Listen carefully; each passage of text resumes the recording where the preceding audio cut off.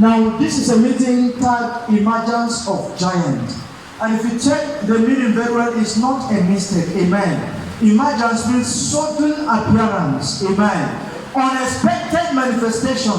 Hallelujah. This rain is falling down, but I believe so many of us, when we enter this place, we never knew that rain will fall down. But unexpectedly, while sitting here, rain began to fall down. Amen. Unexpected, suddenly, rain started falling down. And that is the prophecy given to us, that suddenly, without expectation, there will be an emergence of giants. And who is a giant? It's not a man that is physically strong alone. That can be one of the features, but it doesn't stop at that. Amen. It's a man that is put in the spirit. Now, I like a prophecy when we just read, if you look at it again, when Elizabeth was pregnant, when Mary was pregnant, the two of them, they were indoors for months. None of them went out. Hallelujah. Now, look at it now. The Bible says in the book of Luke chapter 1 verse 24. Sometime later, his wife Elizabeth became pregnant and did not leave the house for 5 months because she was carrying something. Now the impression then was, this woman is old. And the people would think, how is an old man becoming pregnant? She was ashamed, amen. But beyond the shame, there was a thing. This pregnancy shouldn't be going around anyhow, because there was a destiny that was inside of that stomach, amen. And when she went out, after 5 months, I believe that pregnancy was not visible. It was sudden to men. And this is how our appearance will be. Now, it may not be something that people will understand, but they cannot deny it. Amen. Suddenly, there will be an appearance. There will be an emergence of giants. Now, the Bible says in the book of Isaiah chapter 66, we start reading from verse 1 to 8 and to 10. The Bible says, can a nation be born at once? Is it possible that a nation be brought forth in a day? No, it may not. But as soon as Zion travailed, she brought forth her children. It's not a child. It's important we understand that in this move of emergence of giants, it will not be a one-man show. Amen. It will not be that Uncle Sam is doing very well, and that is all. It will not be that Silver D is doing well, and that is all. We will be many in this move. But the most important thing, I said something earlier, we will be in our various callings and ordinations. And the Bible says, none of them shall break their ranks. Obadiah chapter 1 verse 24. And the Bible says, and saviors shall rise from Zion. To every territory and to every region, there are people meant to break forth first. Whenever you see revival happen, people have paid the price. And those people that will pay the price may not be actually people that will be in the center stage. But everyone is playing his major role. Look at the woman now in the temple. The Bible called her Hannah. The Bible says she has been interceding in the temple for years. She was 80 when Jesus was born. And that nobody knew how to be an apostle. Nobody knew how to be a pastor. But she was interceding for the coming of Jesus. She was playing her role. And John the Baptist was there in the bush, preaching, making ways for the Savior. Both of them are doing what? Aiming at the same thing. But permit me to say this, they didn't even know each other. Hallelujah. And that is how we'll be imagined. You will be here in Gombe, so will be in Biu, so will be in Adamawa, so will be in Yobe State. But the thing is that we are imagined as giants. It's going to be a thing that is general. Hallelujah. Now this emergence is something that is going to be both for the brothers and both for the sisters. Amen. It's not going to be gender sensitive. It's not going to be selective. Hallelujah. If a man will be willing and will yield himself to the move of God, God will use that man. But before then, I would like you to understand what is purpose. Because if you don't understand your purpose, you cannot maximize it. Because this move will be based on our purpose and based on our calling. Hallelujah. Some of us will be part of this giant and you will never hold a microphone. You will be part of this giant and you will never play a drum. You will be part of this giant and you will never sit on this seat and they'll be introducing you, man of God. You may never do any of this, but that doesn't mean you're not a giant. Look at it now. What is purpose? We'll be speaking on purpose today, and tomorrow we'll be talking on vision briefly. Now, purpose is the motive behind a thing. Hallelujah. If you're writing, please put it down. Purpose is the motive behind a thing. And bringing to us as human beings, purpose is the intent of God before creating us. In a simple term and simple English. Now, the purpose behind making this is not the same as the purpose behind making this. Are we together now? This one is meant to be for writing. Hallelujah. And no matter how beautiful it is, there is no way this can be a Bible. The intent for publishing this is not for you to read. It's when you have written something that you will read. But the intent for this is that when you buy it already, you can begin reading. Hallelujah. The purpose is the intent, is the motive behind the creation. What was God thinking before He created you? And we're meant to understand that God is not a waster. He doesn't joke. So every creature you are seeing is having a purpose. I used to say this, every man you see on earth, whether it's the kingdom or he's yet to come to the kingdom of God, there is a purpose behind his creation. He may not be a Christian now, but there is a purpose for which God created him. The only thing is that that person has not realized or discovered his purpose. And I would like you to understand that purpose is not what you create. You don't invent your purpose, you discover your purpose. Because your purpose was designed before you were even born. So there is no way you can create it. Many of us are struggling because we are trying to create our purpose. Your purpose is not your ambition. Your purpose is not your passion. Your purpose is not your desire. They may be linked to all of these things, but your purpose cannot be your ambition. I listened to Pastor E. Adebayo and he said one of his ambitions in life was then to be the youngest vice chancellor. That was his ambition. But today he's far from becoming a vice chancellor. He's not anywhere close to that. Hallelujah. Because purpose came and prevailed. His ambition was to become the first youngest vice chancellor. That was not a sin, right? It's a good one. But ambition is from the flesh usually, while purpose is from God. Your ambition is what you desire, what you want to do, and can be driven by lust. It can be driven by the flesh, but your purpose is the intent of God before creating you. Why many are not fulfilled in life race because they are not working in their purposes. Show me a man that is working in his purpose, and even that man, if he's having only one shoe, he will be happy. Because purpose is not in the money you gather. Wealth and riches is good, understand that, but purpose is beyond wealth. I was telling somebody, I said, purpose is beyond even marriage. If you have not discovered your purpose, you are not permitted to marry. Because you will only destroy the destiny you are marrying. When you have not discovered your purpose, you are a burden to even the society because you don't know how to go about your life. Men that don't have purpose are the men that are like scalar quantity. They don't have direction. Anywhere that the majority are going, they will go there. Because in their mind, there is no conviction as to where to go. I like it when we pray. I like it when we come to God. But you're doing all of these things when you don't have purpose. You will do this and one day you will be frustrated. Have you seen a man that has read a lot of the Jews and he's thinking, God, is this prayer at all going to be answered? He's still having doubt. Because the reason for existence has not been discovered. Now, Luke chapter 4 verse 17, Bible says when Jesus went to the synagogue, something happened. They presented to him their book. And when he opened, he found a place where it was written of him. Hallelujah. Now, and after reading it, he said, now it has been fulfilled in your eyes this day. Why? He has been called for to preach the gospel to the poor. Other versions, I believe King James version, glad tidings to the poor. The opening of eyes to the blind, set free the captive. That was his what? Purpose. That was his calling. And he found it in the book. Permit me to say this, your purpose is not far from the Bible. It will not be written that Wilson, your purpose is to be this. But if you trust God for revelation, you will see it and you will even see your name there. I opened a verse in the Bible in the book of Isaiah chapter 60 verse 15. God says, whereas you have been forsaken and men have deserted you. But no. This thing has happened that men will not pass through you.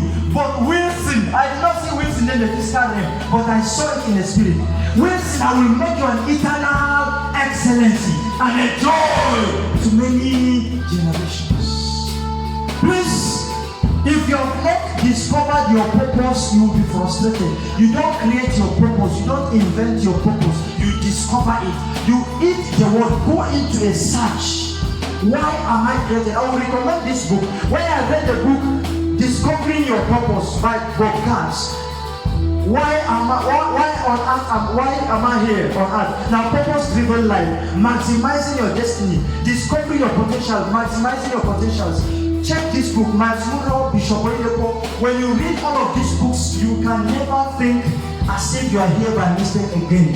I met somebody and she was like, me, I don't think I can go anywhere again. She was describing the background. She was describing, all the things she has passed through. And she's thinking, no, there is no way she can amount to anything meaningful in life. But I told her one thing. I cannot know the future for you.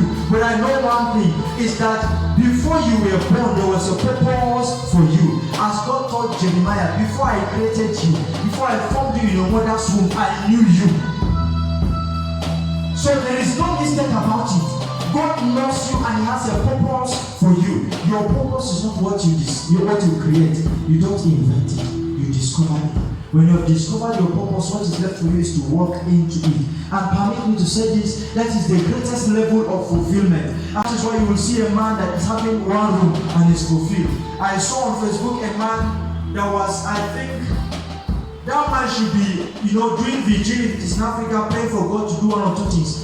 Was it Pastor Nick now? The man is not having leg, they cut off the neck. And you will see him preaching. Recently I saw a president of a nation was kneeling down before him, receiving Christ. Amen. A man that was not having the two legs. But he is still preaching the gospel. And some of us are having two legs and we're thinking, no, something is wrong. No. The way you are created is to fit into your purpose. That man is an impression, it's an inspiration to many other people today. With his condition, he should be a symbol of sympathy. But no, he's inspiring others today simply because he understood his purpose. Emergence of Giants is all about you understanding your purpose and rising in your own area of calling. We will be many in this generation. So if you don't know your purpose, you will be running for competition. Hallelujah. Now, if you say, I am a singer, how many singers do we have already now? Hallelujah. But I so much believe there is a uniqueness to your calling into the music ministry. Now, this minister ministered to us, the way he ministered is different. There's host choir ministered, and the administration was two different things. Both of them sang, but in different ways. I want to let you know that your purpose is unique. Hallelujah. Your purpose is peculiar. It's not the same with any other person. It's not pride. But see, there is what you carry that no other person on earth carries. And if you die, that place will be vacant. Other men can be holding the microphone and they are teaching and they are preaching. But there is a word that if you carry, nobody carries again. Whenever we go for meeting, I say, I am not intimidated. Let them come, let the prophet come and prophesy. Let the apostle come and do mighty signs and wonders. I will come and do my teaching. I have my own unique way of doing it. Hallelujah. Understand your placement. If you don't understand your placement, you will be running for competition. And let me say this, your energy will use in competition. You will be doing the work for that man. And permit me to say, the crown will not be given to you. When you come back, your own field will be full of grasses. Nobody is working it out for you. It's just like you have a God. You have to go and touch that brother and play the keyboard. Another person has a God. You have to go and touch that particular speaker over there. If you think because he's running fast and people are applauding him, you want to join him and run, you will go and touch join the speaker. But heaven is not seeing you. Heaven is expecting you to go and touch that particular brother. So touching him doesn't mean any achievement in heaven. You have just stressed up yourself. And what brings depression? When you went and touched the speaker, you're thinking of heaven to appreciate that heaven is looking at you. What have you done? Heaven is expecting that you touch that particular brother. You went and touched the speaker. You will be frustrated and heaven will be disappointed in you. There is this song I like very well. It may not be written this way, but please just listen to it. If I see another day, let it be for good. If I see another day, let Jesus be glorified over me. If I see another day, let the heavens rejoice over me. May that day never come. that Jesus will weep over me. May that day never come, that Jesus will weep over me. If I see another day, let it be for good. If I see another day, let my family rejoice over me. If I see another day, let this nation rejoice over me. If I see another day, let the heavens rejoice over me. May that day never come, that Jesus will weep over me. May that day never come, that Jesus will weep over me. If I see another day, let it be for good. Jesus said something. Now he said, I cannot do anything until I'm asked to. He said, I have to do the work of my Father while it's still day, because night cometh when no man can work. When you are a man that you're walking in your purpose, it will not be all about you again. Because the truth of the matter is that there is no man that can walk in purpose successfully if he's still mindful of his own ambitions and his own goals. I met a pastor, and I think we went with Minister Fletcher just before we came here on Thursday now, and he was telling me now, last year he almost died. Why? He was sharing some things. He was trying to compete with other ministers in Gobe that are doing very well. And when I said doing very well, I mean they have cars now, they have all of this, and that is what he thinks is success in ministry. He's trying to compete with them, but in the kingdom we are on different races. You have your lane, I have my lane. He was frustrated, he was full of anxiety, and that thing gave him blood pressure. God called him into the ministry, but self was still there. He was trying to compete. Please understand this. You may be having your own area of calling, but you are only the one on that particular lane. So do not look back, do not look sideways. Your rod is alone, you're the only one on that particular lane.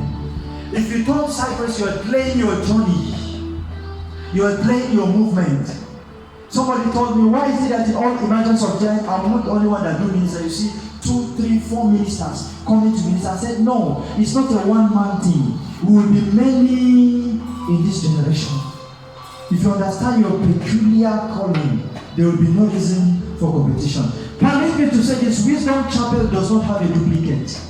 Hallelujah. There is no way you will see a duplicate of Wisdom Chapel. There can be other churches and they will have their own area of strength. But Wisdom Chapel is Wisdom Chapel. Hallelujah. When you understand this, Bro Dave is Bro Dave. No matter the Davids we have on earth, this particular one is unique. Understand your place of calling. Now, number 3. Every destiny is aimed at establishing the kingdom of God. Every destiny is aimed at establishing the kingdom of God. Or in other terms, you can put it, expanding or advancing the kingdom of God. Now, your purpose is aimed at advancing the kingdom. Now, this is what happened when you think you're working in your purpose and you think God is not supporting you, simply because it's not expanding the kingdom. And there is no purpose that is prayer driven or is spirit driven that cannot expand the kingdom. Look at what happened to Samson now. Samson was called to expand the kingdom of God in his own territory now. But this is what happened in the book of Judges. If you read it very well, you will see it. When you went to the Philistine land now, what you were seeing was women. Hallelujah. Now God gave them eyes to be able to see, to spy the land. So when you come, you will conquer the land. That was his area of calling. He was very strong. He was blessed with strength. But when he goes to each of those lands, he will see a beautiful woman. Instead of seeing the weaknesses of those people, in order to conquer them, what you were seeing was what? Women. Now, and that one will not expand the kingdom of God. Therefore, God withdrew from him. And what happened at the end? He didn't finish as he was expected to finish. When your purpose is not expanding the kingdom, God will have to withdraw from you, because he cannot sponsor what will not benefit him. Hallelujah. We have a meeting, a weekly meeting we call Moment of Alignment. Why do we call it so? As good as you have discovered your purpose, as important as your calling and purpose is, If it is not in alignment to the kingdom of God, sir, man, there is no way God will sponsor it. I was telling someone, even if you are a king in Gombe here, if you go to Ibadan, there is a way they do their thing there. They don't call it emir, they call it oba. Hallelujah. So it does not matter your practice here in Gombe. You may even be the emir of Gombe, the minor of Gombe. But if you go to Oba, if you go to Ibadan, now, you have to respect their own practice there. Because that one is a different kingdom. And like us, the kingdom of God, we don't have possessions. Hallelujah. In the kingdom of God, we don't own anything. In the kingdom of God, we are only channels, we are only platforms. A brother met me and he said, for about 3 years now, God have released this vision to him that he's going to be a wealthy man. And his wealth is simply to, sponsor a particular ministry that he mentioned to me. And he said, but nothing is happening now. He's working, he's doing businesses, and it seems like the business is not prospering. And I told him one thing, what did you plan to do when God blessed you? Amen. And he was mentioning name of cars that he would like to buy. Hallelujah. He was mentioning the kind of houses that he would like to build. And he was mentioning, we go to, that place I used to call? Tusa. Amen. He'll be traveling overseas and be going through all of this. And these things are good. But that means there is still self in that particular one. Hallelujah. If God is prospering you to sponsor the gospel, man, it cannot be all about cars. Sir, it cannot be all about houses. This thing will come as additions. It cannot be all about this. God cannot give you wealth just to buy a car. That one is too small. Now, if the kingdom is not at heart, there is no way he will sponsor your purpose. Somebody says, even if you are rich in the kingdom, it's not your wealth. You are only a channel. You are a caretaker, and God can say today, give this ministry 30 million. God can say today, they are building a church today. Go and just collect the plan and complete the building. Why? Because you are not really the owner. And you know what? When we got this big amount, it surprises us. But we can start from the small ones. We were in school with Brother Ibrahim. We went for an outreach, and a simple instruction come that I was to remove my shoe and give a particular brother that was not having any shoe. It was one of those villages, and I was like, Lord, this is, the kind of shoes that they are one, that brothers, hallelujah, they are shoes that are Sunday shoes. When you have a ministration, you gather yourself and you wear that shoe, you try to appear good. And I was like, Lord, I'm a leader, I need to be appearing. Why will you take this one and only? But the instruction was, give it out. And this is a kind of giving that the person you are giving, you don't even know him, he don't even know you. So there's not even thinking of returns. Hallelujah. But it may be just a shoe. But for me at that moment, it meant a lot to me. But I removed that shoe in obedience and we gave it out. And before I reached home, I received a call. There was a shoe waiting for me. So my concern for looking good was settled. What God was trying to do is to check my heart. Can I really give out? Hallelujah. Can I really give out? And I didn't give out that shoe. That means I owned the shoe. I was supposed to be a caretaker, not an owner. And when I understand, I said, Lord, let me train my heart. I called two brothers, I said, come to my house and pack anything you want to pack. I was saying that in my heart. I was still struggling, but I said, let me train my heart to be able to give out anything. And the brother carried one of my red tie. Prophet should know that tie. I like red tie very well. That red tie means a lot to me. And when he was carrying, I have to turn my face and just pretend as if he was not carrying anything. I was training my heart not to own anything.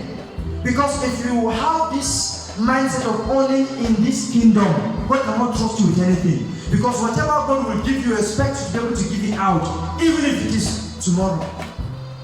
So understand that our purpose is aimed at establishing the kingdom.